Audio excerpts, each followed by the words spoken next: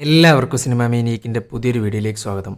അപ്പോൾ നമ്മൾ കുറച്ച് ദിവസമായിട്ട് കുറേ ട്വിസ്റ്റും ടേൺസുള്ള സിനിമകൾ മാത്രമാണ് നമ്മൾ ചെയ്തുകൊണ്ടിരിക്കുന്നത്. അപ്പോൾ ഇന്നും അതുപോലത്തെ ഒരു ഐറ്റം ആയിട്ടാണ് ഞാൻ വന്നിരിക്കുന്നത്. പിന്നെ നമ്മളുടെ ചാനലിനെ കുറിച്ച് അറിയാലോ, അത്യാവശ്യം ക്വാളിറ്റി ഐറ്റംസ് മാത്രമേ ഞാൻ കൊണ്ടുവരാറുള്ളൂ എന്നാണ് ഞാൻ വിശ്വസിക്കുന്നത്. ഇനി അല്ലാന്നുണ്ടെങ്കിൽ കമൻറ്റ് ബോക്സിൽ അറിയിക്കുക, എന്നാലല്ലേ ഇമ്പ്രൂവ് ആക്കാൻ പറ്റൂ. അപ്പോൾ ഞാൻ കൂടുതലൊന്നും പറയുന്നില്ല, സിനിമയുടെ വൺ ലൈൻ പറയാം. 2 വയസ്സായ ആൾക്കാർ, റോയ്, ബെറ്റി. ഇതിലെ റോയ് ആണെങ്കിൽ തട്ടിപ്പിൻ്റെ അങ്ങേയറ്റാ. ഇങ്ങനെ ഒരാളെ ടാർഗറ്റ് ചെയ്ത് കഴിഞ്ഞാൽ അങ്ങേരുടെ വീട്, പൈസ, കാറ് എന്ന് വേണ്ട സകലമാന സാധനവും അങ്ങെടുക്കും. പണം എന്ന് പറഞ്ഞാൽ ഭ്രാന്താണ് അങ്ങേർക്ക്. അങ്ങനെ ഇരിക്കുമ്പോഴാണ് ബെറ്റി എന്ന് പറയുന്ന ഒരു സ്ത്രീയെ ഇയാൾ ടാർഗറ്റ് ചെയ്യുന്നതും അവളുടെ പിന്നാലെ പോകുന്നതും. പിന്നീട് എന്താണ് സംഭവിക്കുക എന്നുള്ളത് നിങ്ങൾ എന്നെ കണ്ടറിഞ്ഞു. പിന്നെ സിനിമയിൽ ഒരു വമ്പൻ ട്വിസ്റ്റൊക്കെ നിങ്ങളെ കാത്തിരിക്കുന്നുണ്ട്, അതും ക്ലൈമാക്സിൽ. അപ്പോൾ ഞാൻ കൂടുതലൊന്നും പറയുന്നില്ല, നേരെ സിനിമയിലേക്ക് കടക്കാം. സിനിമയുടെ തുടക്കത്തിൽ തന്നെ കാണിക്കുന്നത് 2 വയസ്സായ ആൾക്കാരെയാണ്. ഇവരാണെങ്കിൽ ഡേറ്റിംഗ് ആപ്പിൽ നല്ലൊരു പ്രൊഫൈൽ ഉണ്ടാക്കിക്കൊണ്ടിരിക്കുക. ഇവൻ്റെ പേരാണ് റോയ്. ഇങ്ങേരാണെങ്കിൽ നല്ല വെണ്ണം വലിക്കും, എന്നിട്ട് ഈ പ്രൊഫൈലിൽ കൊടുക്കുന്നത് ഞാനൊരു സ്മോക്കർ അല്ല എന്നാ. ഇതേ സെയിം അവസ്ഥ തന്നെയാണ് ടപ്പുറത്തും. ഇവളുടെ പേരാണ് ബെറ്റി. പുള്ളിക്കാരത്തി നല്ല കുടിയാ, പക്ഷെ ഒരു ഡ്രിങ്കർ അല്ല എന്നാണ് കൊടുക്കുന്നത്. അങ്ങനെ ഇരിക്കുമ്പോഴാണ് 2 പേരുടെയും പ്രൊഫൈൽ അങ്ങ് മാച്ച് ആവുന്നത്.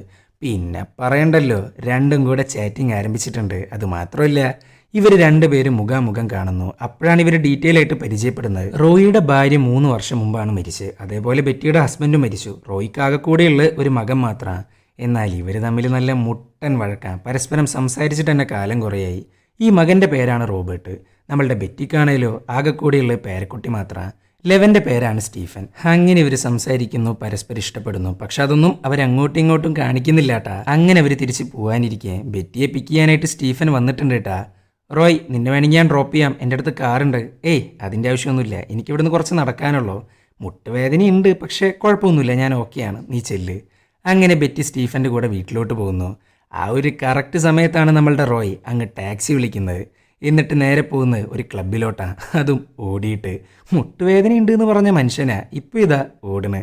സോ ഇങ്ങേർക്ക് എന്തൊക്കെയോ മറച്ച് പിടിക്കാനുണ്ട്. ഈ ക്ലബിനകത്താണെങ്കിൽ കുറേ പണക്കാർ ഇവനക്ക് വേണ്ടിയിട്ട് വെയിറ്റ് ചെയ്തിരിക്കുന്നുണ്ട്. സംഭവം വേറൊന്നുമില്ല, ഇവനും ഇവൻ്റെ കൂട്ടുകാരനായ വിൻസെൻറ്റും കൂടെ ചെറിയൊരു ഇൻവെസ്റ്റ്മെൻറ്റ് പരിപാടി തുടങ്ങിയിട്ടുണ്ട്. ഈ ഇൻവെസ്റ്റ്മെൻറ്റ് സ്കീമിൽ പണക്കാരെ കൊണ്ട് ഇൻവെസ്റ്റ് ചെയ്യിക്കും, എന്നിട്ട് അവരുടെ പൈസ ഡബിളായിട്ട് തിരിച്ചു കൊടുക്കുക. പക്ഷേ ഈ പണക്കാരും റോയും വിൻസെൻറ്റും കൂടെ 2 ലക്ഷം മാത്രം ഇട്ടാൽ മതി. പക്ഷെ ഇൻവെസ്റ്റ് ചെയ്യേണ്ടത് 10 ലക്ഷം. ബാക്കിയുള്ള 8 ലക്ഷം ഇടാനായിട്ട് റഷ്യൻസിനെ പിടിച്ചിട്ടുണ്ട് നമ്മളുടെ റോയ്. ഈ ഡബിളിംഗ് പരിപാടി എന്ന് പറയുന്നത് നല്ല പക്ക ഇല്ലീഗലാട്ടാ. അങ്ങനെ പിറ്റേ ദിവസം റോയ് ബെറ്റിയുമായിട്ട് സിനിമക്ക് പോകുന്നു. തിരിച്ചു വരുമ്പോഴാണെങ്കിൽ വമ്പൻ മുട്ടുവേദന. ഇതൊക്കെ കണ്ട ബെറ്റി പിന്നെ വെറുതെ ഇരിക്കുമോ? അവനെ പിടിച്ചുകൊണ്ട് പോകുന്നുണ്ട് ബെറ്റി. ചുരുക്കി പറഞ്ഞാൽ ഇങ്ങേരെ അവിടെ ഓസ്കാർ പെർഫോമൻസാ. അങ്ങനെ ഇരിക്കുമ്പോഴാണ് വിൻസെൻറ്റും റോയും കൂടെ ഒരു ഓഫീസൊക്കെ സെറ്റാക്കുന്നത്. അത് വേറൊന്നിനും വേണ്ടിയിട്ടല്ല, ഈ ഇൻവെസ്റ്റ്മെൻറ്റ് ബിസിനസ്സിന് വേണ്ടിയിട്ടാണ്. അങ്ങനെ പണക്കാരെത്തി, റഷ്യൻസ് എത്തി, ബിസിനസ്സിനെ കുറിച്ച് പറയാനും ആരംഭിച്ചു. ഇവരുടെ ഇൻവെസ്റ്റ്മെൻറ്റ് വെച്ചിട്ട് ഒരു പ്രോപ്പർട്ടി വാങ്ങും. എന്നാൽ പിറ്റേ ദിവസം തന്നെ ഇരട്ടി വിലക്ക് ആ പ്രോപ്പർട്ടി അങ്ങ് വിൽക്കും.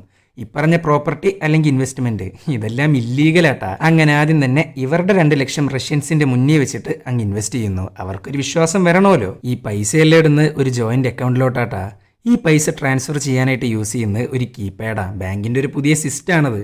അങ്ങനെ കീപാഡ് വെച്ച് 2 ലക്ഷം ഇൻവെസ്റ്റ് ചെയ്തു. ബാക്കി 8 ലക്ഷം ഇൻവെസ്റ്റ് ചെയ്യാൻ നിൽക്കുമ്പോഴാണ് ബ്രെയിൻ എന്നൊരുത്തൻ റഷ്യൻസിനെ കളിയാക്കിയിട്ടൊരു തമാശ പറയുന്നത്. ഇവൻക്ക് ഈ റഷ്യൻസിനെ പണ്ടേ ഇഷ്ടമില്ല. എന്തായാലും ഈ ഒരു തമാശ അവർക്ക് തീരെ ഇഷ്ടമായില്ല. സോ ബിസിനസ്സും കോപ്പൊക്കെ വേണ്ടാന്ന് വെച്ച് അവരങ്ങ് ഇറങ്ങിപ്പോകുന്നു. എടോ ബ്രെയിനെ, തനിക്കിത് എന്തിൻ്റെ കേടാ? ഇനിയിപ്പോൾ അവർ തിരിച്ച് വരണമെന്നുണ്ടെങ്കിൽ അവരുടെ ട്രസ്റ്റ് കിട്ടണം.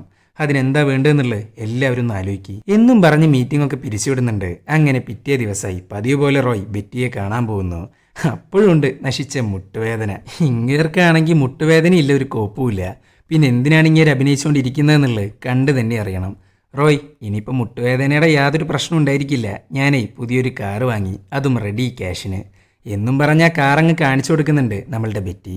ഇത് കണ്ടിട്ടാകെ ഞെട്ടിയിരിക്കാൻ റോയ്. കാരണം റെഡി ക്യാഷൊക്കെ കൊടുത്തിട്ട് പുതിയൊരു കാർ ഇറക്കണമെന്നുണ്ടെങ്കിൽ ഇവളുടെ കയ്യിൽ കുറച്ച് പൈസ കാണും. ആ ഒരു പൈസ കണ്ടിട്ട് തന്നെയാണ് പുള്ളിക്കാരൻ ഇവളുടെ പിന്നാലെ നടക്കുന്നത്. അങ്ങനെ ബെറ്റി അവളുടെ വീട്ടിലോട്ട് കൊണ്ടുപോകുന്നു എന്ന് മാത്രമല്ല, ഡിന്നറൊക്കെ കഴിച്ച് ചിരിച്ച് കളിച്ചിരിക്കുക രണ്ടും കൂടെ. അപ്പോഴാണ് സ്റ്റീഫൻ വരുന്നത്. ഇവൻക്കാണെങ്കിൽ മുത്തശ്ശിയുമായിട്ട് ഇങ്ങേര് കൂടിക്കാഴ്ച നടത്തുന്നത് അത്ര വലിയ താല്പര്യമൊന്നുമില്ല. വയസ്സാങ്കാലത്ത് എന്തിനാണ് ഈ വക പൊല്ലാപ്പ് എന്നൊക്കെയാണ് പുള്ളിക്കാരൻ്റെ മനസ്സിൽ. ഈ സ്റ്റീഫൻ ഹിസ്റ്ററിയിൽ എന്തൊക്കെയോ ഡോക്ടറേറ്റ് എടുക്കാൻ നോക്കിക്കൊണ്ടിരിക്കുക. അതും പട്ടാളക്കാർ, നാസീസ്, ജർമ്മനി, ഹിറ്റ്ലർ, ഈ വക കാര്യത്തിലൊക്കെയാണ് പുള്ളിക്കാരൻ കൂടുതലായിട്ട് ശ്രദ്ധിക്കുന്നത്. അങ്ങനെ റോയിയെ തിരിച്ച് വീട്ടിലോട്ട് കൊണ്ടാക്കുന്നു, സ്റ്റീഫനും ബെറ്റിയും കൂടെ. വണ്ടിയിൽ നിന്ന് ഇറങ്ങിയ പാട് ഇങ്ങേരാണെങ്കിൽ വമ്പൻ മുട്ടുവേദനയാണ് അഭിനയിച്ചുകൊണ്ടിരിക്കുക. ഈ ഫ്ലാറ്റിൻ്റെ ടോപ്പ് ഫ്ലോറിലാണ് റൂം എന്നൊക്കെയാണ് റോയ് പറഞ്ഞുകൊണ്ടിരിക്കുന്നത്. ഈ മുട്ടുവേദന വെച്ച് എങ്ങനെ അങ്ങോട്ട് കയറിപ്പോവാനാ? സോ നമ്മളുടെ ബെറ്റി അവനെ വീട്ടിലോട്ട് തന്നെ തിരിച്ച് കൊണ്ടുവരുന്നു എന്ന് മാത്രമല്ല അവന് വേണ്ടിയിട്ടൊരു റൂം അങ്ങ് കൊടുക്കുന്നു. ഇനി ഇവിടെ താമസിച്ചാൽ മതിയെന്നും പറഞ്ഞിട്ട്. ഇവർക്കെന്താ വല്ല പ്രാന്തുണ്ടാ അറിയാത്തവരെ പിടിച്ച് വീട്ടിലോട്ട് കൊണ്ടുവരാൻ എന്നൊക്കെയാണ് സ്റ്റീഫന്റെ മനസ്സിൽ. ഇതേ സമയം റോയിയെ കാണിക്കുന്നുണ്ട് കേട്ടാ. ഇവിടെ ബെറ്റിയാണ് ഇവനെ വീട്ടിലോട്ട് വിളിച്ചുകൊണ്ട് വന്നിട്ടുള്ളത്. പക്ഷെ എങ്ങനെ വിളിപ്പിക്കണമെന്നുള്ളത് റോയിക്ക് നന്നായിട്ടറിയാം. അങ്ങനെ രാവിലെ ഒരു ചായയും കുടിച്ച് പുറത്തിരിക്കുമ്പോഴാണ് ഒരു ചെങ്ങായി ഒരു സിൽവർ ഓടിയിൽ വന്നിട്ട് ഇവനെ വാച്ച് ചെയ്യുന്നത്. കുറച്ചു നേരം നിന്നതിന് ശേഷം പുള്ളിക്കാരൻ പോകുന്നു. ഇതൊക്കെ കണ്ടിട്ട് എന്തൊക്കെയോ ഡൗട്ട് അടിക്കുന്നുണ്ട് റോയ്ക്ക്. ഇതേ സമയം കിച്ചണിലാണെങ്കിൽ വമ്പൻ ചർച്ചയാ. നിങ്ങൾക്കെന്താ വല്ല പ്രാന്തുണ്ടാ അറിയാത്തവരെ പിടിച്ച് വീട്ടിലോട്ട് കയറ്റാൻ? നീ അതൊന്നും പറയണ്ട റോയിയെ, എനിക്ക് നല്ല വിശ്വാസമാണ്. ഇതൊക്കെ പറഞ്ഞുകൊണ്ടിരിക്കുമ്പോഴാണ് അങ്ങോട്ട് റോയ് വരുന്നത്. സോ ഇവർ വിഷയം മാറ്റുന്നു. അങ്ങനെ ബെറ്റിയുടെ പഠിപ്പിനെ കുറിച്ചൊക്കെ ചോദിക്കുന്നുണ്ട് നമ്മളുടെ റോയ്. ഞാൻ ഓക്സ്ഫോർഡിലാണ് പഠിച്ചത്.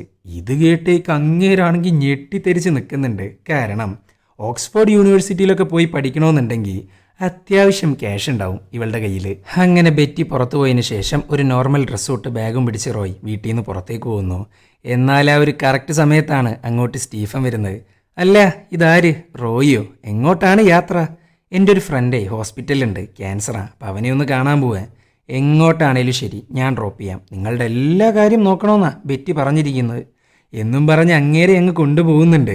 സത്യം പറഞ്ഞ സ്റ്റീഫന് തീരെ വിശ്വാസമില്ല റോയിനെ. സോ അവൻ ആരാന്നും എന്താണെന്നും കണ്ടുപിടിക്കാനായിട്ടാ അങ്ങേരെ വിടാണ്ട് പിടിച്ചിരിക്കുന്നത്. അങ്ങനെ റോയ് പറഞ്ഞ പ്രകാരം ഹോസ്പിറ്റലിലെത്തി. സ്റ്റീഫൻ നീ വരുന്നുണ്ടോ എൻ്റെ ഫ്രണ്ടിനെ കാണാൻ? ഏയ് ഞാനില്ല, നിങ്ങൾ കണ്ടിട്ട് വാ, ഞാൻ വെയിറ്റ് ചെയ്യാം. ഇത് കേട്ടേക്ക് റോയി ആണെങ്കിൽ അകത്ത് പോകുന്നു. എന്നിട്ട് ഹോസ്പിറ്റലിൻ്റെ ബാക്ക് സൈഡിലൂടെ കോട്ടും സ്യൂട്ടും ഇട്ടിട്ട് പുറത്തേക്ക് വരുന്നു.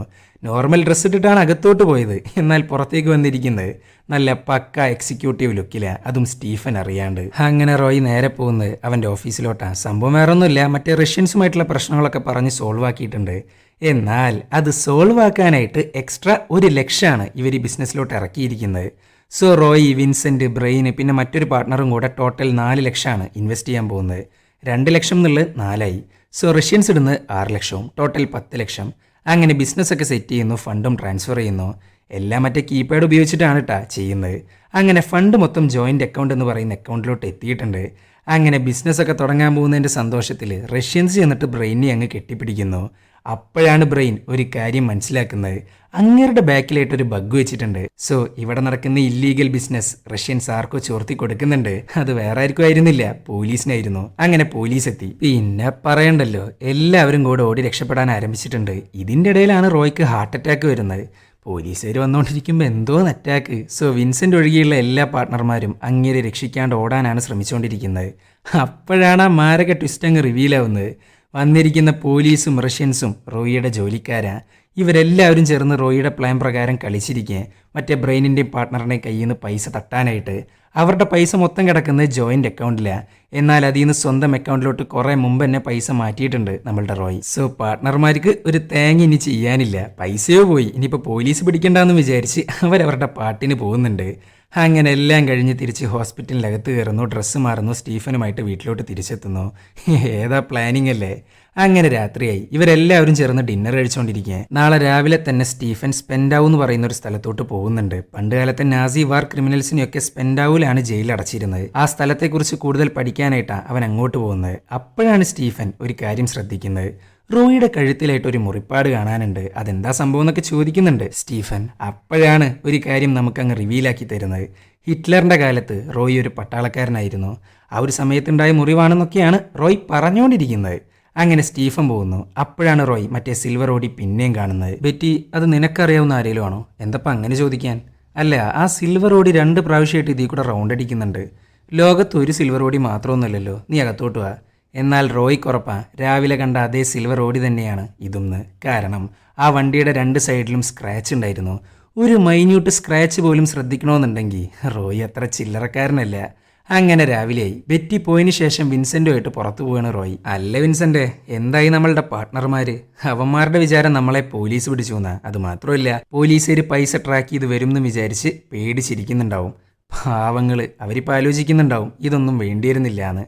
എന്തൊക്കെ പറഞ്ഞാലും ഇല്ലീഗലല്ലേ മനുഷ്യന്മാരുടെ ഒരു അവസ്ഥയെ എന്നൊക്കെയാണ് റോയ് പറഞ്ഞുകൊണ്ടിരിക്കുന്നത്. അങ്ങനെ ഇവർ നേരെ പോകുന്ന മറ്റേ റഷ്യൻ നേതാവിനെ കാണാനാ. പുള്ളിക്കാരൻ റോയിയുടെ ഒരു പണിക്കാരൻ മാത്രമാണ്. ഇത് മാത്രമല്ല കേട്ടോ പുള്ളിക്കാരൻ്റെ ജോലി. അങ്ങനെ ഒരു ഇറച്ചി വെട്ടേരനാ. ഇങ്ങേരിപ്പോൾ പറയുന്നത് എന്താണെന്ന് വെച്ചാൽ ഇപ്പോൾ നടത്തിയിട്ടുള്ള ഇൻവെസ്റ്റ്മെൻറ്റ് സ്കാം ഉണ്ടല്ലോ, അതിൽ നിന്നൊരു കമ്മീഷൻ മാത്രമാണ് അങ്ങേർക്ക് കൊടുത്തിരുന്നത്. എന്നാൽ അങ്ങേർക്ക് അതൊന്നും പോരാ, പ്രോഫിറ്റിൻ്റെ ഒരു ഭാഗം കിട്ടണമെന്നാണ് പറഞ്ഞുകൊണ്ടിരിക്കുന്നത്. ഇത് കേട്ടേക്ക് റോയ്ക്ക് അങ്ങ് കയറി വരുന്നുണ്ട്. കാരണം അങ്ങേർക്ക് പൈസ എന്ന് പറഞ്ഞാൽ ഭ്രാന്ത. സോ അതിനു വേണ്ടിയിട്ട് ഭീഷണിപ്പെടുത്തുന്നവരെ അവൻ വെറുതെ വിടാറില്ല.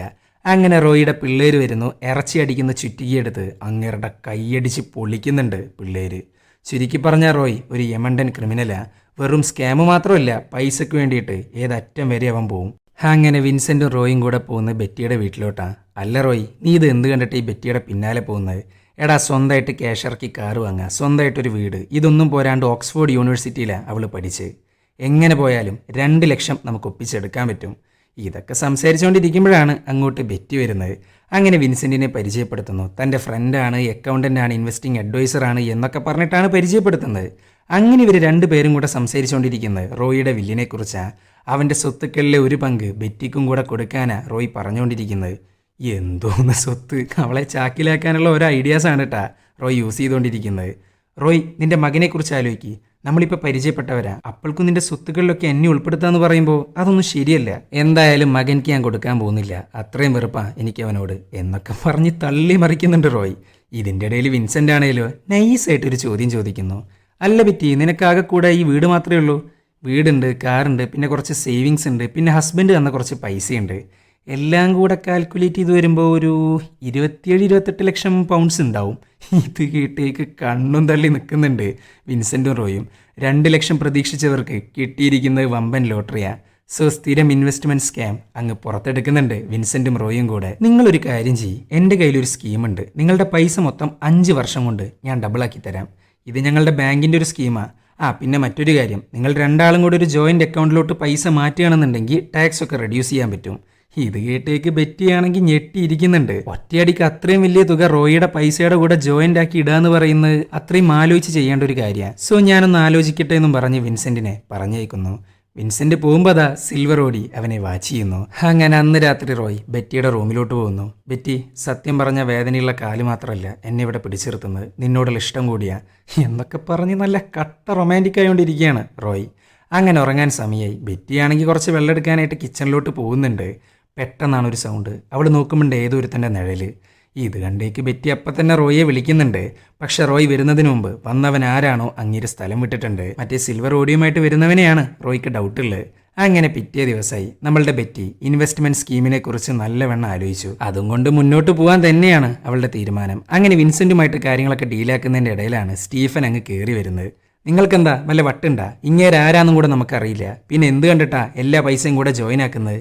ഇതൊക്കെ കേട്ടിട്ട് ബെറ്റിക്കാണെങ്കിൽ നല്ലവണ്ണം മൂഡ് പോകുന്നുണ്ട്. ഫ്രണ്ടിലിരിക്കുന്ന റോയ്, കൂടെയുള്ളവൻ്റെ ഫ്രണ്ട് വിൻസെന്റ്. ഇവരുടെ മുമ്പിലൊക്കെ താൻ നാണം കെടുകയാണ്, അല്ലെങ്കിൽ അവരെന്ത് വിചാരിക്കും എന്നൊക്കെ ആലോചിച്ച് മൂഡ് പോയിട്ടിരിക്കുകയും ബെറ്റി. സോ സ്റ്റീഫൻ ഉള്ളത് കാരണം തൽക്കാലത്തിനൊന്നും നടക്കൂല എന്നുള്ളത് റോയ്ക്ക് മനസ്സിലായി. സോ റോയ് സിഗ്നൽ കൊടുക്കുന്നു. വിൻസെന്റ് നൈസായിട്ട് അങ്ങ് സ്കൂട്ടാവുന്നു, അതും നാണം കെട്ട പോലെ അഭിനയിച്ചിട്ട്.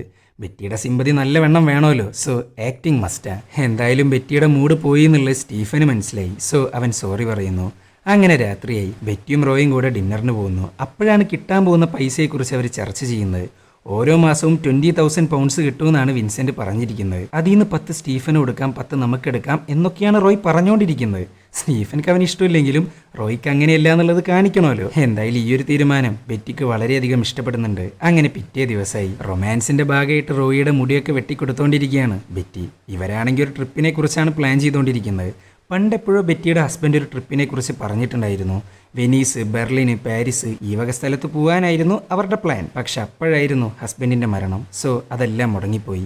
ഇത് കേട്ടേക്ക് റോയ് പറയാണ്, എന്നാ പിന്നെ നമുക്ക് ആ ട്രിപ്പ് അങ്ങ് പെടച്ചാലോ? പക്ഷെ ബെർലിനൊന്നും വേണ്ട, വേറെ എങ്ങോട്ടേലും പൊക്കൂടെ? ബെർലിൻ എന്താ പ്രശ്നം? അവിടെയാണെങ്കിൽ നല്ല സ്ട്രീറ്റ്, റെസ്റ്റോറൻറ്റ്, ഭംഗിയുള്ള ആർക്കിടെക്ചറൽ ബിൽഡിങ്സ്, ഹിസ്റ്ററി, അങ്ങനെ കുറേ കാര്യങ്ങൾ കാണാനുണ്ട്. എൻ്റെ മനസ്സിലൊരു അർമാദിക്കുന്ന ട്രിപ്പായിരുന്നു പ്ലാൻ. വല്ല ഗ്രീക്ക് ഐലൻഡോ മാൽഡീവ്സോ അങ്ങനെ എന്തെങ്കിലും. അങ്ങനെ ഇതൊക്കെ പറഞ്ഞുകൊണ്ടിരിക്കുമ്പോഴാണ് നമ്മളുടെ ബെറ്റി അങ്ങ് മയങ്ങി വീഴുന്നത്. റോയ് അപ്പം തന്നെ ആംബുലൻസിന് വിളിക്കാനിരിക്കുക. എന്നാൽ അവളുടെ ഡോക്ടറെ വിളിക്കാനാണ് ബെറ്റി പറഞ്ഞുകൊണ്ടിരിക്കുന്നത്.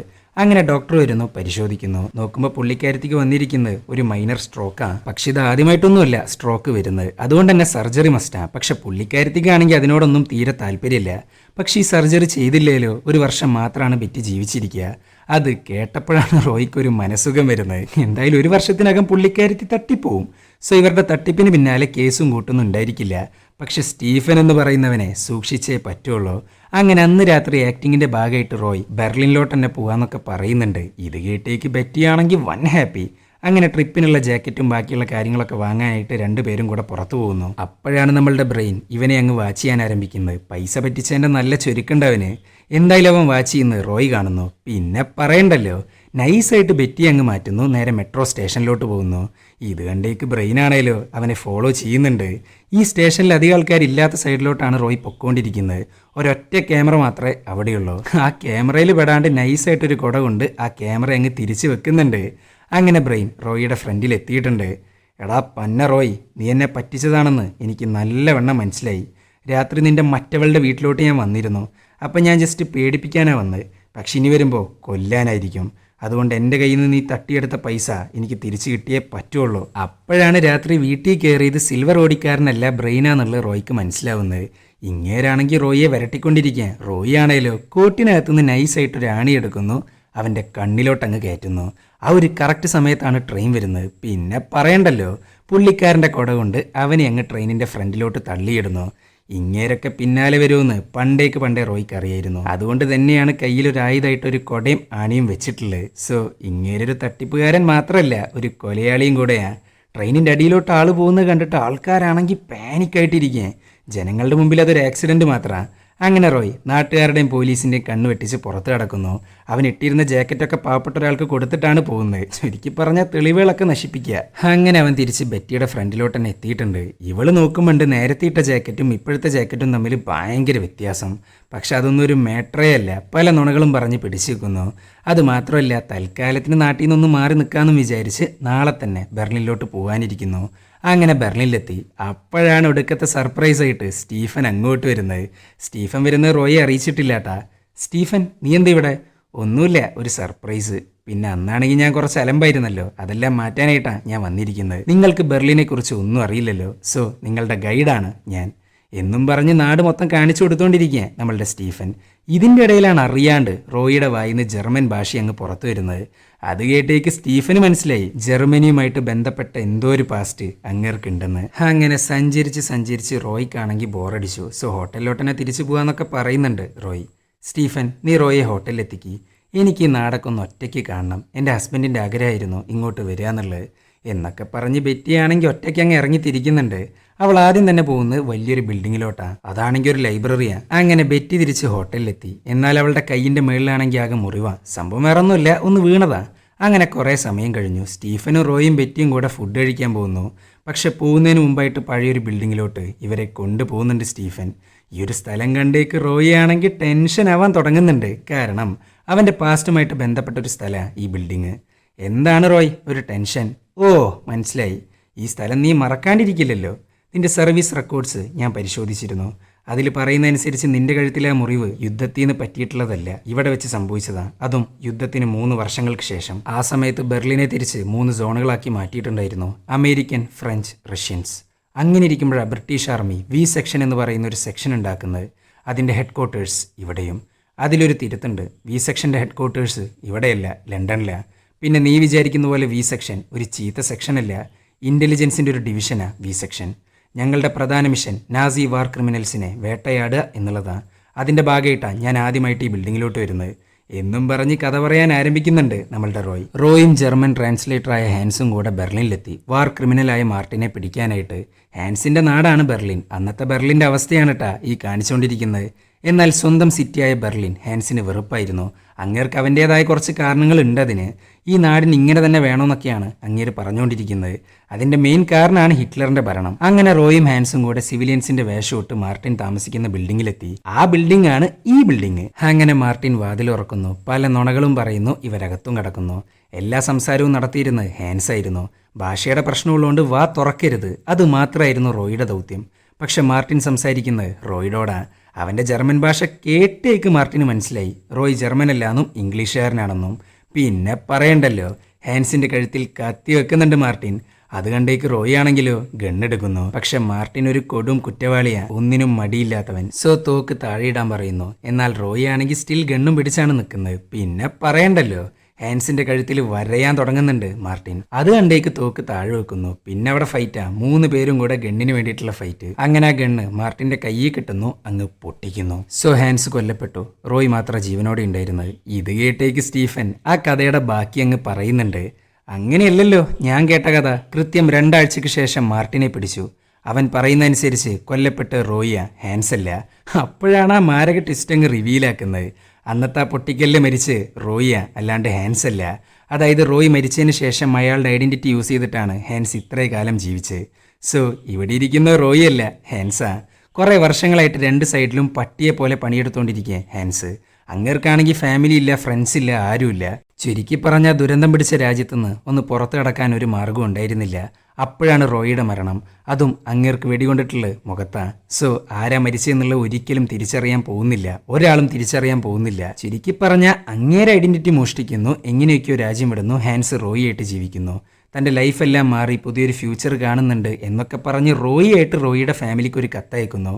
അതോടുകൂടെ ഫ്യൂച്ചർ തണ്ടിയിട്ട് മകൻ പോയി എന്നും വിചാരിച്ച് പേരൻസും റോയിനെ അങ്ങ് മറക്കുന്നു. അങ്ങനെ റോയ് അഥവാ ഹാൻസ് എങ്ങനെയൊക്കെയോ ഇംഗ്ലണ്ടിലെത്തി. ആ ഹാൻസിനെയാണ് നമ്മൾ ഇത്രയും നേരം റോയിയായിട്ട് കണ്ടുകൊണ്ടിരിക്കുന്നത്. പുള്ളിക്കാരൻ്റെ ലൈഫ് എന്ന് പറഞ്ഞാൽ അത്രയും നശിച്ചൊരു ലൈഫായിരുന്നു.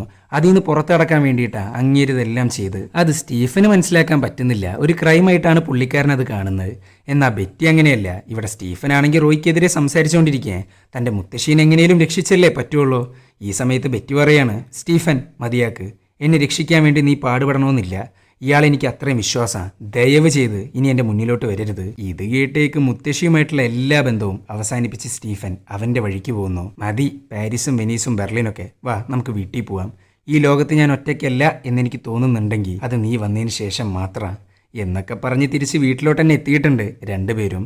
അങ്ങനെ ബെറ്റി ഒരു തീരുമാനം. സംഭവം വേറൊന്നുമില്ല, ജോയിൻ്റ് അക്കൗണ്ട് തുടങ്ങാം എന്നുള്ള തീരുമാനം. അത് കേട്ടേക്ക് റോയി ആണെങ്കിൽ ഭയങ്കരമായിട്ട് ഹാപ്പി ആവുന്നു. അങ്ങനെ റോയ് വിൻസെൻറ്റിനെ വിളിക്കുന്നു, കാര്യങ്ങളൊക്കെ പറയുന്നു. ഇവരുടെ സ്ഥിരം പ്ലാൻ തന്നെയാണ് ഇവിടെയും യൂസ് ചെയ്യാൻ പോകുന്നത്. 2 ആളുടെയും പൈസ ഒരൊറ്റ അക്കൗണ്ടിലോട്ട് മാറ്റും. മറ്റേ കീപാഡ് ഫെസിലിറ്റി വെച്ച് ഇട്ട പൈസ മൊത്തം റോയ് അവൻ്റെ അക്കൗണ്ടിലോട്ട് തന്നെ തിരിച്ചു കയറ്റും. അങ്ങനെ ഈ സമയത്താണ് വിൻസെൻ്റ് ഒരു കാര്യം ചോദിക്കുന്നത്. അല്ല റോയ്, അവൾക്ക് വയ്യാത്തതല്ലേ, എല്ലാ പൈസയും കൂടെ നമ്മൾ എടുക്കാന്ന് പറയുന്നത് മോശമല്ലേ? അവൾക്കാണെങ്കിൽ സ്ട്രോക്കൊക്കെ ഉള്ളതാ. പക്ഷെ എന്തൊക്കെ പറഞ്ഞിട്ടും റോയ് ഒരു വിധത്തിലും സമ്മതിക്കുന്നില്ല. അങ്ങനെ പിറ്റേ ദിവസമായി 2 പേരും റെഡി ആയിട്ട് ഇരിക്കുന്നുണ്ട് ജോയിന്റ് അക്കൗണ്ട് തുടങ്ങാനായിട്ട്. അങ്ങനെ വിൻസെന്റ് വരുന്നു, കീപാഡ് കൊടുക്കുന്നു, ഫണ്ട് ട്രാൻസ്ഫർ ചെയ്യാൻ പറയുന്നു. റോയിയുടെ കയ്യിലാണെങ്കിൽ ഏകദേശം 38 ലക്ഷം പൗണ്ട്സ് ഉണ്ട്. ഇതേപോലെ നാട്ടുകാരെ പറ്റിച്ച് ഉണ്ടാക്കിയതാണ് കേട്ടാ. ആ ക്യാഷ് മൊത്തം ആദ്യം തന്നെ ജോയിന്റ് അക്കൗണ്ടിലോട്ട് മാറ്റുന്നു, ബെറ്റി കാണാനായിട്ട്. അവൾക്കൊരിക്കലും ഡൗട്ട് അടിക്കാൻ പാടില്ലല്ലോ. ഇത് കണ്ടേക്ക് ബെറ്റിയും അവളുടെ 28 ലക്ഷം നിക്ഷേപിക്കുന്നു. സോ പൈസ മൊത്തം ജോയിന്റ് അക്കൗണ്ടിൽ എത്തിയിട്ടുണ്ട്. അത് മാത്രമല്ല, ആ അക്കൗണ്ടിനൊരു പാസ്വേഡ് ഇടുന്നു. പക്ഷെ എന്തപ്പോൾ ഇടാന്ന് വിചാരിച്ചാണ് 2 പേരും ഇരിക്കുന്നത്. അപ്പോഴാണ് ഫ്ലവേഴ്സിന്റെ ഒരു ഫോട്ടോ ബെറ്റി അങ്ങ് കാണിച്ചു കൊടുക്കുന്നത്, അതും ലില്ലീസിന്റെ ഫോട്ടോ. സോ അത് തന്നെ പാസ്വേഡ് ആക്കിയിട്ട് ഇടുന്നുണ്ട്. അങ്ങനെ ഡീലെല്ലാം അവസാനിച്ചു. ആ സമയത്താണ് ബെറ്റി അറിയാണ്ട് വിൻസെന്റ് റോയിയുടെ ഫോണിലോട്ടൊന്ന് വിളിക്കുന്നത്. റോയി ആണെങ്കിൽ തിരക്കല്ലേ, അങ്ങ് കട്ട് ചെയ്യുന്നു. എന്തിനാണ് ഈ ഫോൺ കോൾ എന്നുള്ളത് നിങ്ങൾക്ക് വഴിയേ മനസ്സിലാവും. അങ്ങനെ വിൻസെന്റ് പോകുന്നു. പ്ലാൻ മൊത്തത്തിൽ സക്സസ് ആയിട്ടുണ്ട്. താൻ പറ്റിക്കപ്പെട്ടു എന്നറിയാണ്ട് ഷാമ്പെയിനൊക്കെ പൊട്ടിച്ചടിച്ചുകൊണ്ടിരിക്കുക ബെറ്റി. അല്ല റോയ്, നിനക്കൊരു കോൾ വന്നിരുന്നല്ലോ നേരത്തെ. ആരത്? അവരെന്തേലും വോയിസ് മെയിലൊക്കെ അയച്ചിട്ടുണ്ടാവും, നോക്കി നോക്ക്. ഇത് പറയിപ്പിക്കാനാണ് നേരത്തെ ആ ഫോൺ കോള്. അങ്ങനെ വെറുതെ ഫോൺ എടുക്കുന്നു, വോയിസ് മെയിൽ കേൾക്കുന്നത് പോലെ അഭിനയിക്കുന്നു. എൻ്റെ മകനാ വിളിച്ച്, അവനെന്തോ നാട്ടിലോട്ട് വരുന്നുണ്ടെന്ന്, കാണാൻ പറ്റുമെന്ന് ചോദിച്ചിട്ടാ മെസ്സേജ്. എൻ്റെ പട്ടി പോവും. ഇത് കേട്ടേക്ക് ബെറ്റിയാണെങ്കിൽ അവനെ അങ്ങ് നിർബന്ധിച്ച് പറഞ്ഞയക്കുന്നു. ഈ ഒരു കാരണവും പറഞ്ഞ് ഇവിടുന്ന് മുങ്ങിയിട്ട് അവൻ്റെ കയ്യിലെ കീപാഡ് ഉപയോഗിച്ച് അക്കൗണ്ടിലെ ഫണ്ട് തട്ടാനാ അങ്ങേരുടെ പ്ലാൻ. ഇങ്ങേർക്ക് മകനുമില്ല, ഒരു കോപ്പുമില്ല, വെറും അഭിനയം മാത്രം. അങ്ങനെ ഒരു കിസ്സ് കൊടുക്കുന്നു, ബാഗ് പാക്ക് ചെയ്യുന്നു, ബാഗിനകത്ത് അവൻ്റെ കീപാഡും വെക്കുന്നു. എന്നിട്ട് ഒന്നും അറിയാത്തതുപോലെ ബെറ്റിയുടെ കൂടെ അങ്ങ് റെയിൽവേ സ്റ്റേഷനിലോട്ട് പോകുന്നുണ്ട് റോയ്. അങ്ങനെ എല്ലാം അവസാനിച്ച് യാത്രയും പറഞ്ഞ് സിറ്റിയിൽ പോയിട്ട് റൂം എടുക്കുന്നു. അങ്ങനെ രാത്രിയായി. 2 അടിച്ചിട്ട് ഫണ്ട് ട്രാൻസ്ഫർ ചെയ്യാൻ വേണ്ടിയിട്ട് ബാഗ് എടുക്കുന്നുണ്ട്. എന്നാൽ അതിനകത്ത് കീപാഡില്ല. ഇത് കണ്ടേക്ക് അവനാണെങ്കിൽ ആകെ ഞെട്ടിത്തരിക്കുന്നുണ്ട്. അവൻ അപ്പം തന്നെ വിൻസെന്റിനെ വിളിക്കുന്നു. എന്നാൽ വിൻസെന്റിന്റെ ഫോണാണെങ്കിൽ സ്വിച്ച് ഓഫാണ്. പിന്നെ അവനൊന്നും നോക്കിയില്ല, ബാങ്കിലോട്ട് വിളിച്ച് ട്രാൻസ്ഫർ ചെയ്യാൻ പറയുന്നു. പക്ഷെ ബാങ്ക് റൂൾ അനുസരിച്ച് കീപാഡ് ഇല്ലാണ്ട് ഒന്നും ചെയ്യാൻ പറ്റില്ല. ഇനിയിപ്പോൾ കീപാഡ് കാണാനില്ല എന്നുണ്ടെങ്കിൽ അവർ പിന്നെയും കൊറിയറായിട്ട് അയച്ചു കൊടുക്കും. എന്നാൽ അതിനാണെങ്കിൽ കുറച്ച് ദിവസം പിടിക്കും. ഇതൊക്കെ കേട്ടേക്ക് ഭ്രാന്ത് എടുക്കുന്നുണ്ട് റോയ്ക്ക്. പിന്നെ അവനൊന്നും നോക്കിയില്ല. അന്ന് രാത്രി തന്നെ ബെറ്റിയുടെ വീട്ടിലോട്ടങ്ങ് പോകുന്നു.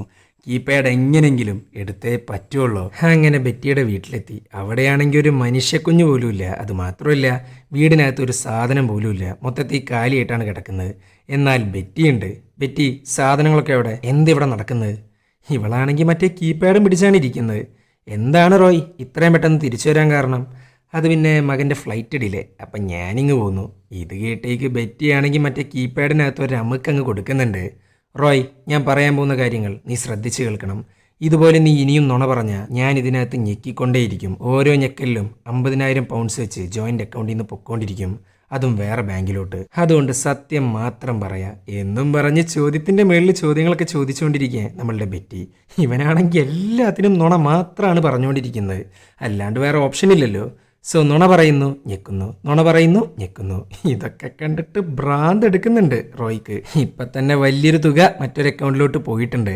എൻ്റെ പൊന്നു പറ്റി എന്തിവിടെ നടക്കുന്നത്? റോയ്, നീ കീപാഡിന് വേണ്ടിയിട്ടല്ലേ തിരിച്ചു വന്ന്? ഇത്രയും കാലം നീ എന്നെ പറ്റിക്കുമ്പോൾ നീ അറിഞ്ഞിരുന്നില്ല ഞാൻ ആരാന്ന്. ഇത്രയും കാലം എല്ലാത്തിനുള്ള ഉത്തരം ഈ വീട്ടിൽ തന്നെ ഉണ്ടായിരുന്നു എന്നും പറഞ്ഞ് അവൾ കാണിച്ചു കൊടുക്കുന്നത് മറ്റേ ഫ്ലവേഴ്സിൻ്റെ ഫോട്ടോയാ, അതായത് ലില്ലീസിൻ്റെ. അത് കണ്ടേക്ക് റോയ്ക്ക് മനസ്സിലായി പണി വന്നിരിക്കുന്നത് ലില്ലിയുടെ കയ്യിൽ നിന്നാണ്. ലില്ലി എന്നുള്ള പേര് ആലോചിക്കുമ്പോൾ തന്നെ അങ്ങേർക്ക് ടെൻഷൻ ആവാൻ തുടങ്ങുന്നുണ്ട്. ഈ ഒരു പോയിന്റിൽ വെച്ചാൽ എല്ലാ കാര്യങ്ങളും അങ്ങ് റിവീലാവുന്നത്. ഇവളുടെ പേര് ബെറ്റി എന്നല്ല, ലില്ലി എന്നാണ്.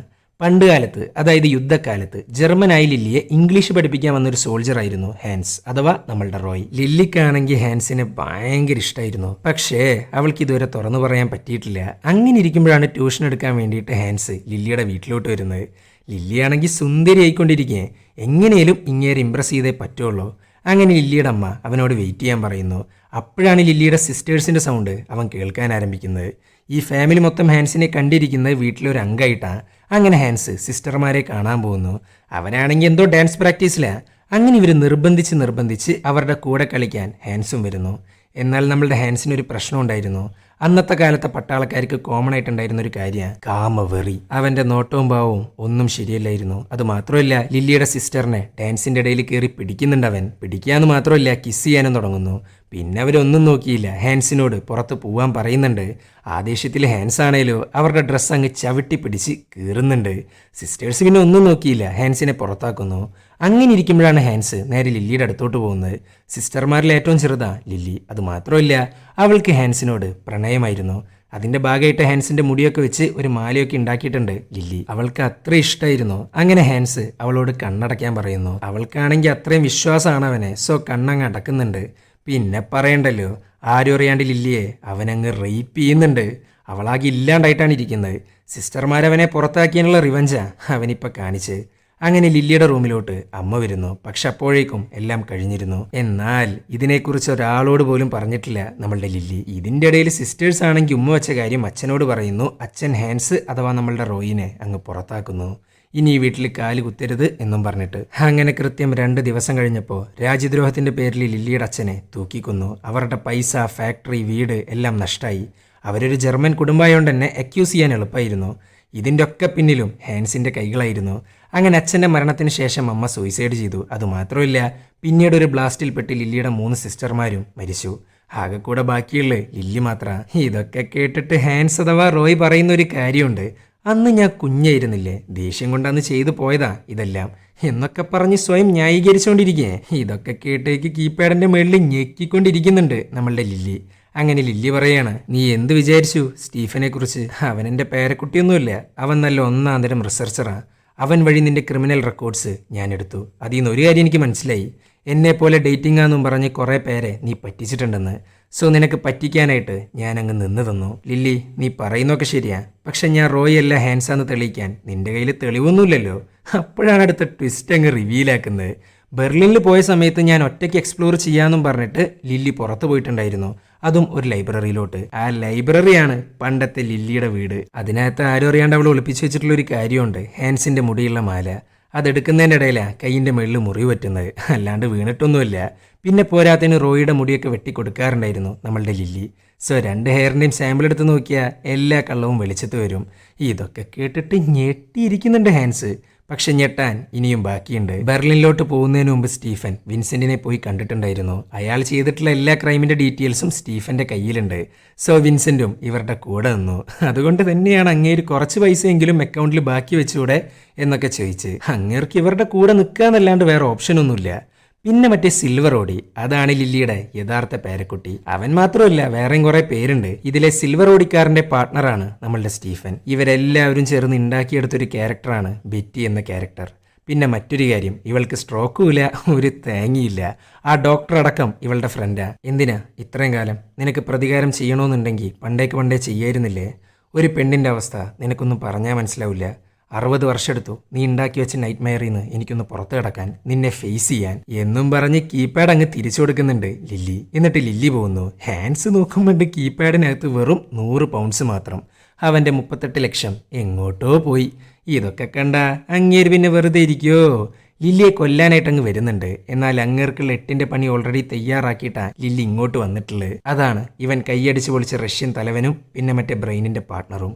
ഇവർ രണ്ടാളും കൂടെ ഹാൻസിനെ അടിച്ച് ഇഞ്ച പരിവാക്കുന്നുണ്ട്. അങ്ങനെ കുറച്ച് ദിവസം കഴിഞ്ഞു. വിൻസെന്റ് ഇപ്പൊ പഴയ തട്ടിപ്പ് പരിപാടിയൊക്കെ നിർത്തിയിട്ടുണ്ട് കേട്ടാ. അങ്ങനെ വിൻസെന്റ് ഹാൻസിനെ കാണാൻ പോകുന്നു.